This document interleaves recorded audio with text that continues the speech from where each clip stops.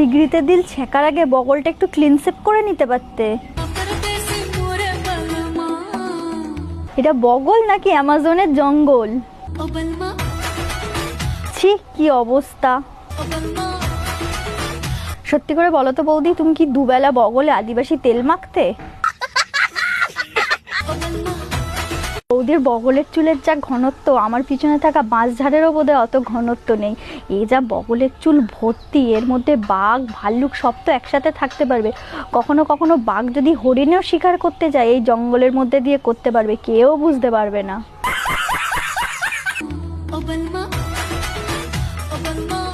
থাক বৌদি, বেশি কাছে এনে আর হাত তুলে দেখাতে হবে না, আমরা বুঝতে পারছি চুলে বিশাল গোছ আছে।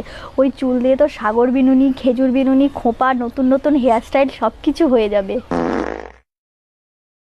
গাইস, তবে কিন্তু একটা জিনিস মানতে হবে, বৌদির বগলে যা চুল আছে আমার মাথাতেও কিন্তু তাই চুল নেই।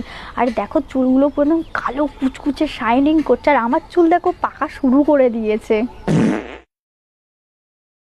আমার না সাদা মনে কাদা নেই, তবে একটা প্রশ্ন আছে।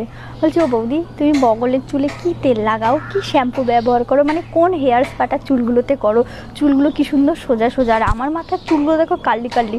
একটু যদি বলতে না খুব সুবিধা হতো।